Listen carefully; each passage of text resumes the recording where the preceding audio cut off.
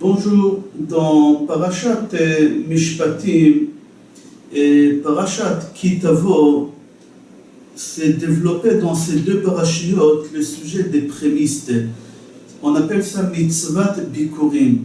Dans Parashat Mishpatim, là-bas la paracha elle développe en détail la mitzvah des bikurim, la mitzvah des prémices. Et ici dans Parashat Kitavo, la Torah, elle parle d'une mitzvah qu'on doit faire au moment qu'on fait mitzvah de bikurim. Dans Perek Vav, Pasuk, Dalet et Hei, c'est marqué là-bas. Velakach hakohen atenem miyadecha, etc. Et après c'est marqué Ve'anita ve'amarta lifnei Hashem Elokecha arami oved avi vayered mitzrayma vayagor sham, etc. Il y a une mitzvah, au moment qu'on fait la mitzvah des prémices, qu'on ramène le panier au Beth Amikdash, le Kohen il prend le panier, il le met devant le Mizbeach, et toi, celui qui ramène le téné, le panier, il doit citer les deux psukim qui a le pasuk Hei et Vav, il doit citer ces deux prières-là, et cette mitzvah, on l'appelle mitzvah Mikra Bikurim. Lire les psukim sur les bikurim, sur les prémices. Alors dans Parashat Mishpatim, toute la mitzvah des bikurim, des prémices, elle est développée en détail, mais dans Parashat Kitavo, au début de Parashat Kitavo, il y a là-bas une mitzvah en plus, qu'on appelle ça Mikra Bikurim, les psukim qu'il faut lire, les prières qu'il faut citer, au moment qu'on ramène les prémices. Cette mitzvah, elle s'appelle mitzvah Bikurim. Donc, Mara Megillah, c'est marqué là-bas que Ezra Sofer, il a instauré plusieurs choses au Béné Israël. Parmi les plusieurs choses que Ezra Sofer il a instauré, il y a là-bas la mitzvah qu'il faut lire toute la paracha des malédictions avant Rosh Hashanah. Pourquoi? Parce qu'on dit Tichle Shana veki lelotea, Tachel Shana ou Birkotea. Tichle Shana veki lelotea, ça veut dire que cette année, elle s'arrête avec toutes ces malédictions et la nouvelle année, elle commence avec toutes ces bénédictions. C'est pour ça Ezra Sofer, il a fait en sorte que cette paracha-là, où il y a 100 malédictions moins de 98 malédictions, on doit la lire avant Rosh Hashanah. Il y a un midrash, Rabbah Perek Aleph Ot Vav, dans notre paracha, que c'est marqué que Akadosh Baruch Hu, il a créé le monde pour 3 mitzvot. Pour 3 raisons, Akadosh Baruch Hu, il a créé le monde. Mais on va les citer. Mais Rashi, dans Sefer Bereshit, dans Parashat Bereshit au début, il rajoute encore 2 choses. Les 3 choses que le Midrash Rabbah a dit, c'est mitzvah bikurim, qu'on les a appelés Reshit. Deuxième mitzvah, c'est mitzvah chala, prélever la chala, car cette mitzvah aussi dans la Torah, on l'appelle Reshit, comme il est dit chez Nehemar, Reshit arisotechem. Et la troisième mitzvah, c'est Maasrot, prélever les Maaser. Et cette mitzvah aussi dans la Torah, on l'a appelée Reshit, comme c'est marqué, Reshit de Ganecha. Alors le Midrash Rabbah dit qu'Akadosh Baruch Hu, il a créé le monde pour ces 3 mitzvot. Bikurim, Maasrot et Chala. Mais Rashi, dans Parashat Bereshit là-bas, au début, il dit qu'il y a encore deux raisons pourquoi Akadosh Baruch Hu, il a créé le monde. Qu'eux aussi, on les appelle Reshit. C'est le peuple juif, Akadosh Baruch Hu, il a créé le monde que pour le peuple juif, qu'on l'appelle Reshit. Et Akadosh Baruch Hu, il a créé le monde aussi pour la Torah, qu'elle aussi on l'appelle Reshit. Total, entre le Midrash Rabbah et Rashi, on a 5 choses pourquoi Akadosh Baruch Hu, il a créé le monde. À Al-Shich HaKadosh, dans notre paracha, il développe en détail la mitzvah des prémices. Il développe en détail la mitzvah des prémices. Et là-bas, le Al-Shich HaKadosh dit, j'ai essayé de comprendre le raisonnement de cette mitzvah bikurim. Pourquoi?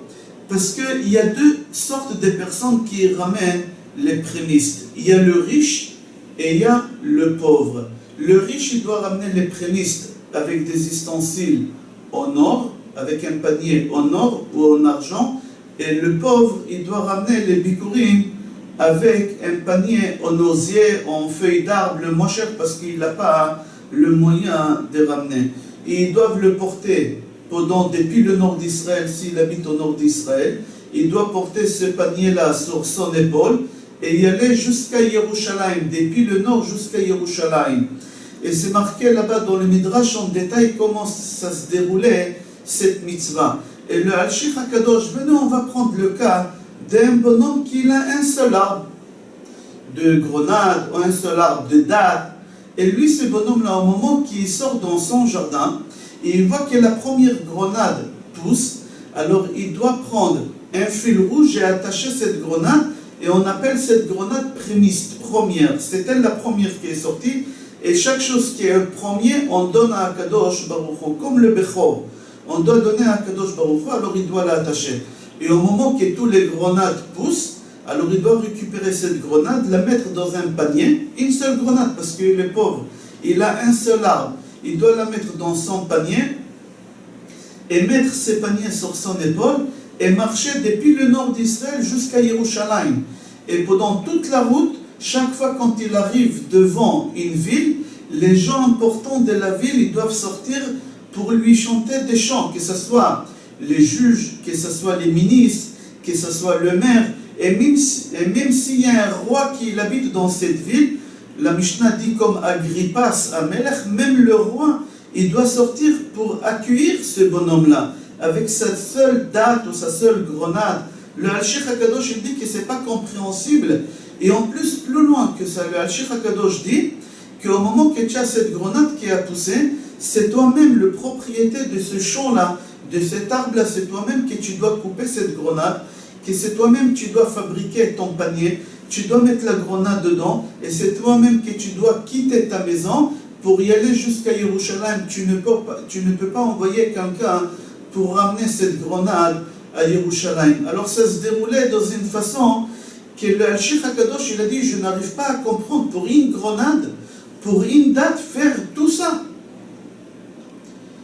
Là-bas, le Al-Shikh HaKadosh donne une réponse très courte et très juste. Il dit qu'en réalité, la mitzvah des prémices, au moment que ce pauvre il ramène cette grenade ou cette date à Yerushalayim, c'est pas pour la grenade qu'il va à Yerushalayim, c'est pas pour cette date qu'il va à Yerushalayim.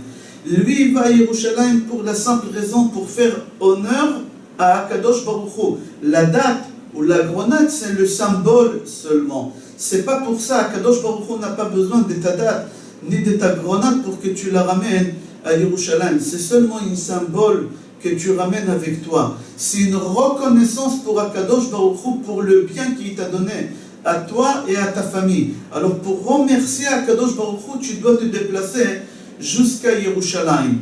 Pourquoi c'est toi-même que tu dois faire la mitzvah et pas quelqu'un d'autre?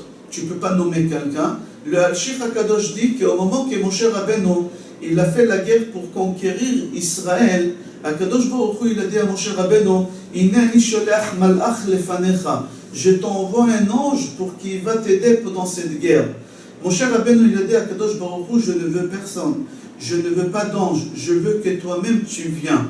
Akadosh Baruch Hu il a dit à Moshe Rabbeinu, je vais quitter ma place, mon endroit, mon trône qui se trouve dans le ciel, comme c'est marqué, Hashamaim Shamaim la Hashem, Ve'haaretz Natan livnei Adam, le ciel c'est où Akadosh Baruch Hu il se trouve, et la terre c'est où les êtres humains se trouvent.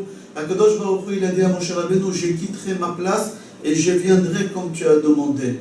Alors le Al-Shikh HaKadosh dit, si Akadosh Baruch Hu il a quitté sa place, il a quitté son trône dans les cieux pour venir aider Moshe Rabbeinu pendant la guerre, toi tu ne peux pas quitter ta maison pour y aller ramener des prémices à Akadosh Baruch Hu au Beth Amikdash, tu veux envoyer quelqu'un d'autre. Akadosh Baruch Hu il te dit non, c'est toi que tu dois faire cette mitzvah.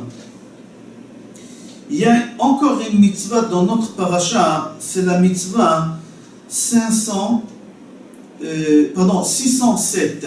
Il y a 613 mitzvot dans la Torah. Le 607e mitzvah de la Torah, on appelle les Itvadot Vidui Maaser. C'est-à-dire quoi les Itvadot Vidui Maaser? Il y a deux explications. D'après Rashi, c'est remercier à Kadosh Baruch Hu d'avoir te donné la possibilité de faire cette mitzvah. parce qu'il y a des gens qui ne peuvent pas faire des mitzvot. Par exemple, dans la Torah, il y a mitzvah, le rachat de premier-né. Quelqu'un que sa femme n'a pas eu un garçon pour la première fois, c'était une fille. Alors c'est une mitzvah qu'il ne pourra pas faire. Alors au moment qu'Akadosh Baruch Hu t'a donné la possibilité de faire une mitzvah, tu dois remercier Akadosh Baruch Hu.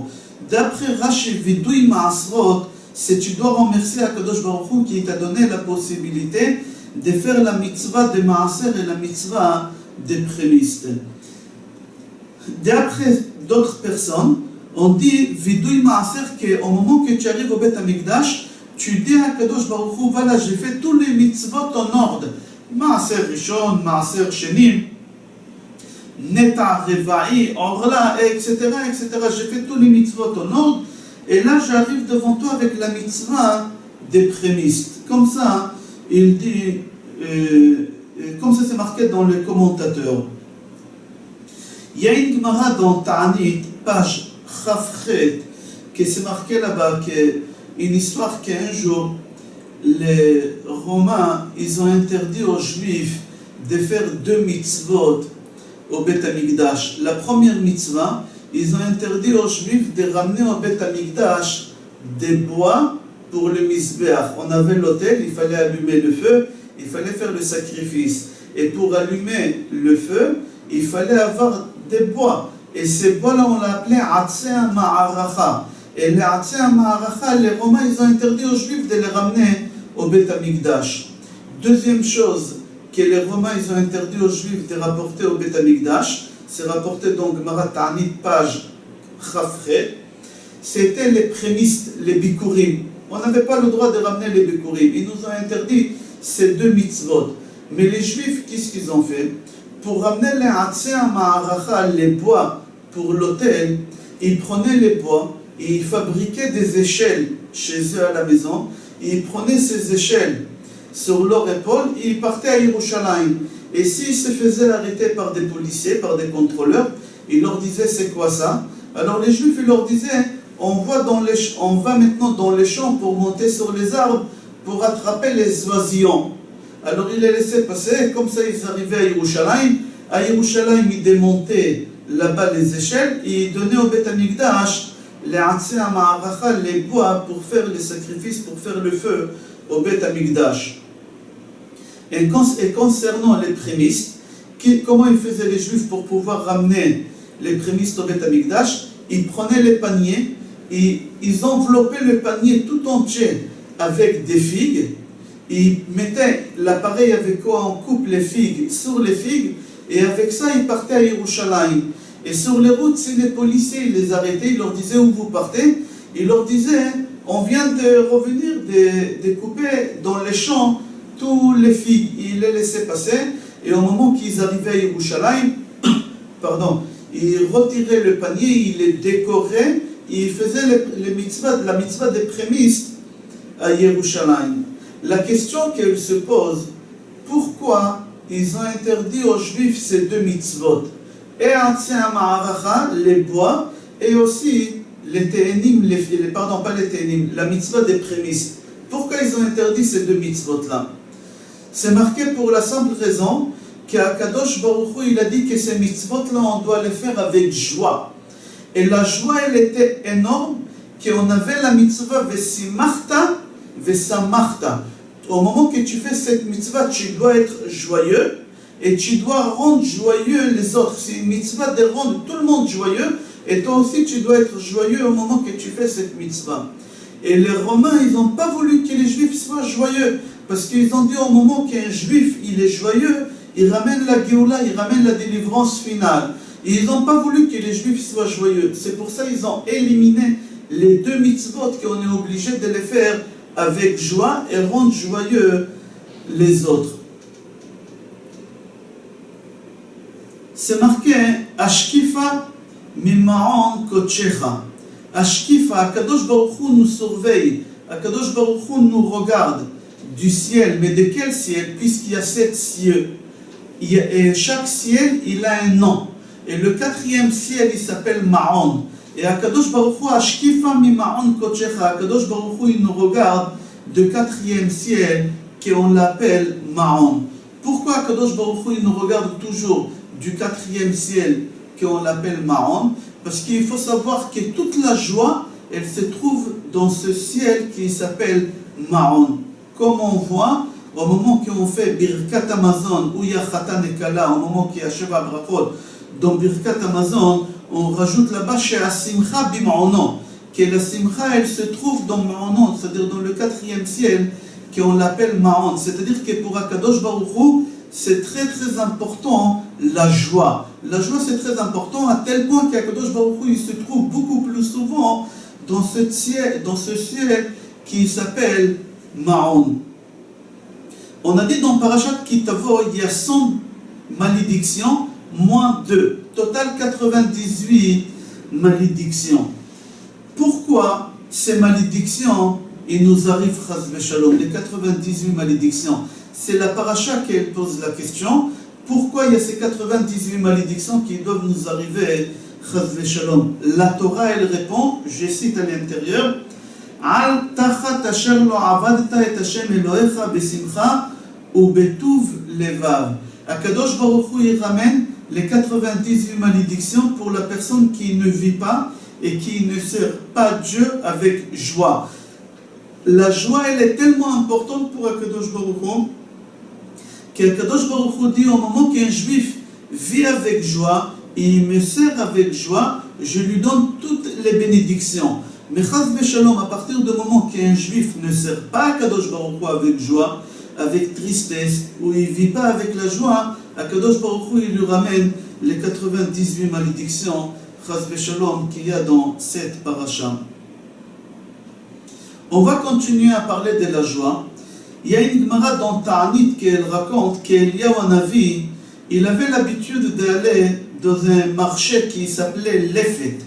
Et dans ce marché-là, qui s'appelait Lefet, il y avait un rabbin qui s'appelait Rabbi Broka Choza'a. Et chaque fois, souvent, Eliyahu Hanavi partait rendre visite à ce grand Rabbi Broka Choza'a. Et Rabbi Broka, un jour, il était au marché et Eliyahu Hanavi vient le voir.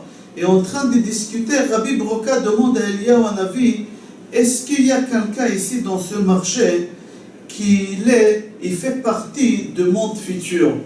Pas quelqu'un qui a une part dans le monde futur, chaque juif il a une part dans le monde futur. On dit ça Shabbat, Kol Israël Yeshlaim Chelek Le'olam Haba. Chaque juif il a une part dans le monde futur. Ça c'est loin. Moi je veux quelqu'un plus proche. Est-ce qu'il y a quelqu'un qui fait partie du monde futur? Ben Olam Haba. Est-ce qu'il y a quelqu'un ici, Ben Olam Haba? Eliyahu Hanavi, il a regardé autour de lui et il lui a dit, non, il n'y a personne ici au marché qui est Ben Olam Haba, qui fait partie du monde futur. Entre parenthèses, il y a 3 catégories de monde futur, de quelqu'un qui a une part dans le monde futur. Le plus bas, Chelek Le'olam Haba. Chacun il a une part dans le monde futur, mais ça dépend comment tu as préparé ta part. Ça c'est une chose. Il y a deuxième chose qui c'est beaucoup plus fort, quelqu'un qui fait partie du monde futur. Lui, il a posé la question, est-ce qu'il y a quelqu'un qui fait partie du monde futur? Et il y a une troisième personne qui c'est plus important, Mezuman lechaya olam haba. Quelqu'un qui au moment qu'il arrive au monde futur après ses 120 ans, il passe devant aucun tribunal, il rentre directement au paradis. Ok, c'est les 3 catégories. Je referme la parenthèse, je continue l'histoire. Rabbi Broka a demandé à Eliyahu Hanavi, est-ce qu'il y a ici dans le marché quelqu'un qui fait partie du monde futur? Eliyahu Hanavi lui a dit non. Ils ont continué à discuter de Dvar Torah. Et soudain, il y a quelqu'un qui rentre au chouk, au marché, et Eliyahu Hanavi lui dit, celui-là, il est Ben Olam Haba. Celui-là, il fait partie du monde futur. Rabbi Broka, il a regardé, il était étonné, il lui a dit, il n'a pas de kippa, il n'a pas de tzitzit katan, il est habillé comme un goy, il a les chaussures comme un goy, parce qu'avant ils avaient des chaussures, ils avaient des habits spéciaux, les goyim. Lui, il fait 100% goy, jamais j'aurais cru que c'est un juif. Et Eliyahu Hanavi, il lui a dit, lui, Ben Olam Haba. Qu'est-ce qu'il a fait Rabbi Broka? Il a couru vers lui, il a dit, Mama Asecha, c'est quoi ton travail? Qu'est-ce que tu fais? Et il lui a dit, écoute, j'ai pas le temps maintenant pour toi, reviens demain, tu me poses la question. Rabbi Broka, il était étonné, comme ça il répond, Ben Olam Haba. Mais il l'a laissé. Le lendemain, ce bonhomme il repasse là-bas au marché, et Rabbi Broca il va chez lui et lui dit, dis-moi, Mama Asecha, qu'est-ce que tu fais? Il lui dit, moi je travaille dans les prisons, bénévolement, gratuitement. Il lui a dit, pourquoi tu fais quoi? Il lui a dit, dans les prisons, il n'y a pas des prisons pour hommes et des prisons pour femmes. Il y a une prison pour tout le monde dedans, juifs, non-juifs, hommes, femmes. Et moi là-bas, je surveille que les hommes juifs ne fassent pas des bêtises avec des femmes non-juives. Et les femmes juives, je les protège, je les mets dans un seul endroit, je les enferme là-bas, je les protège que les non-juifs ne leur font pas du mal. Et moi, je fais ça bénévolement. Il lui a dit, mais pourquoi tu es habillé comme un goy? Tu n'as pas de kippa, tu n'as pas de tzitzit katan, tu as les chaussures comme un goy, les habits. Il lui a dit, pour la simple raison, pour que les goyim croient que je suis goy. Je ne veux pas qu'ils sachent que je suis juif. Pourquoi? Parce que comme je leur rends service gratuitement, je vais aux prisons gratuites, etc., eux, ils me font confiance et ils parlent devant moi des secrets qu'ils ont entendus chez le roi. Et au moment que j'entends des mauvais décrets que le roi a fait sur les juifs, tout de suite je cours chez les rabbins, je préviens les rabbins, et les rabbins ils font des prières, des tikkunim, et ils réparent ces choses-là, et comme ça, je me fais passer pour un goy. C'est pour cette raison que je suis habillé comme ça. Jusqu'ici l'histoire.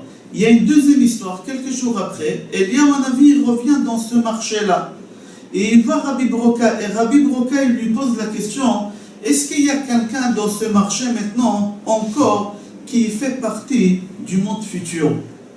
Et Eliyahu Hanavi lui a dit, tu vois ces deux personnes qui viennent de rentrer, ces deux-là, ils font partie du monde futur. Rabbi Broca il est parti chez eux, il leur a dit, vous faites quoi? Ils lui ont dit, nous on est des clowns. Des clowns? Ils leur ont dit, oui. Chaque fois quand on voit un couple qui est en dispute, alors on leur raconte des blagues, on les remet ensemble en rigolant et on arrive, c'est notre métier, on sait comment les faire rire jusqu'à qu'on fait le shalom, la paix entre ces couples-là. Quand on voit qu'il y a deux personnes qui se sont disputées, deux amis, deux associés, deux frères, alors on va chez eux, on les réconcilie en racontant des blagues, en racontant des histoires qui sont marrantes et on les fait rire et sans se rendre compte, ils se remettent ensemble. Et c'est ça notre travail, c'est quoi? Nous on rend joyeux les gens. Et là, Rabbi Broca, il a compris que la simcha, elle est tellement importante qu'on fait partie du monde futur. Pas on a un part dans le monde futur, on fait partie du monde futur. C'est-à-dire, nous on est ben baïd. C'est-à-dire, on fait partie, c'est notre maison. On ne demande même pas l'autorisation, on rentre directement, c'est chez nous. Là-bas, c'est chez nous. C'est-à-dire, la simcha, elle est tellement importante qu'Akadosh Baruch Hu, il dit, c'est lui qui est joyeux, il rend joyeux les autres, ou ben bayit, il fait partie de la maison. Mais seulement, entre parenthèses, il faut savoir qu'il y a deux façons de faire rire et de rendre joyeux les gens. Je parle toujours dans la cacheroute, que ce soit cachère, pas des blagues, des grossièretés, etc. Toujours que ce soit dans le domaine cachère, ni hommes et femmes mélangés, etc., etc. On continue. Il y a une Mishnah dans Bikurim, Perek Gimel Mishnachet, je cite à l'intérieur, c'est marqué là-bas comme ça. Ha'ashirim mevi'im bikurehem bekalatot shel kesef veshel zahab. Les riches, ils ramènent les prémices dans des paniers en or ou en argent. Les pauvres, ils ramènent העניים מביאים אותם בסלי נצרים של ערבה כלופה. Les pauvres, ils ramènent avec des paniers qui sont faits en osier ou en feuilles d'arbre, c'est-à-dire le moins cher. Ils n'avaient pas le choix, les pauvres. והסלים והביקורים ניתנים לכהנים. J'explique. Les riches, au moment qu'ils arrivent au Beth Amikdash avec leur panier en or ou en argent, ils donnent au Kohen, le Kohen vide, il dépose devant le misveh, et d'accord, il se prosterne, et le bonhomme il fait la prière qu'on a dit au début du cours, Arami, Ovedavi, etc. Et le riche il récupère son panier en argent ou en or, et il s'en va chez lui. Mais le pauvre, c'est pas comme ça. Le pauvre, au moment qu'il donne le panier au Kohen, le Kohen il prend tout le panier entier, il dépose devant le misveh. Et là, le Kohen, il se prosterne, et lui aussi il se prosterne, et il fait la prière, et le pauvre, il s'en va. C'est quoi ça? Le riche, il s'en va avec son panier en or, et le pauvre, il laisse son panier en osier. Pour lui, ça coûte cher. Pour lui, il a travaillé pour avoir ça, le pauvre. Comment ça se fait qu'on garde le panier de pauvre et le panier de riche, on le rend? On donne 3 réponses sur cette question. La première réponse, parce que Akadosh Baruch Hu, il n'aime pas les personnes qui sont orgueilleux. Pas seulement qu'il n'aime pas, Akadosh Baruch Hu, il les déteste, les gens qui sont orgueilleux. Et pas seulement la personne, même ses affaires, ses ustensiles. Au moment que le riche il vient avec son panier sur son épaule, au Beth Amikdash, pendant toute la route, en or ou en argent, il est fier, il est orgueilleux, je suis riche, regardez avec quoi je ramène mes prémices. Akadosh Baruch Hu dit, je ne le veux pas. Récupère ton panier et va-t'en avec. Mais le pauvre, il n'avait pas d'être orgueilleux, alors son panier on laisse au Beth Amikdash. Ça c'est une réponse. Il y a une deuxième réponse parce que le riche, il a des champs de grenades, des champs de dattiers, des champs de figues, etc. Alors il a beaucoup d'arbres qu'ils ont fait sortir la date ou la grenade ou la figue en premier. Alors de chaque arbre, il doit prendre le premier. À la fin, il a 300 arbres, il a 300 dates, 300 grenades, 300 figues. Alors lui, il arrive avec un gros panier devant le Kohen, et le Kohen, il vide ses 900 pièces, 300 dates, 300 grenades, 300 figues, il vide. Et tout le monde, il regarde quelle quantité il a ramené le riche. Alors le riche, il est content. Mais le pauvre, lui, il a un seul arbre. Il ramène son panier, et là-bas, il y a seulement une seule date, un seul arbre, un seul date, il met là-bas. Mais lui, il a honte. Alors qu'est-ce qu'il fait? Il prend des papiers journaux, il remplit son panier avec des papiers journaux et il met la date. Comme ça, les gens ils croient que tout est... Aujourd'hui, on met des papiers, des cellophanes pour faire croire que... Mais avant, on mettait des journaux pour faire croire que tout s'est rempli des dates. Alors, au moment qu'il arrive chez le Kohen, si le Kohen il va prendre la date, il va lui dire récupère ton panier, il aura honte devant tout le monde. Alors, qu'est-ce qu'il fait le Kohen pour ne pas lui faire pauvre et honte? Il récupère tout le panier et il garde aussi le panier, il n'y a pas le choix. Il y a une troisième réponse. Au moment que le riche arrive avec son panier chez le Kohen, alors le Kohen, qu'est-ce qu'il fait? Il garde les fruits, il lui rend le panier. Il lui rend le panier, c'est un signe de bénédiction. Il lui dit, je te bénis que l'année prochaine tu reviendras avec ce panier encore rempli avec des fruits. C'est-à-dire qu'il lui fait une bénédiction qui garde sa richesse, qui ne perd pas sa richesse. Par contre, le pauvre, quand il arrive avec son panier en osier, le Kohen, il garde le panier. Pourquoi? Parce que le Kohen, il lui fait une bracha en lui disant « Je te bénis, que l'année prochaine, tu n'auras pas besoin de venir encore à nouveau ici avec un panier en osier ou un panier avec des feuilles d'arbre. Tu vas revenir avec un panier en or. » C'est-à-dire, si le Kohen, il garde, c'est un signe de bénédiction pour le pauvre et pas chas v'shalom faire les différences entre les deux. Je vous souhaite bracha ve'atzlacha et qu'on puisse Bezrat Hashem faire la mitzvah de Bikurim Bekarov bebet hamikdash hashlishi b'mehera b'yamenu amen sela kol tov.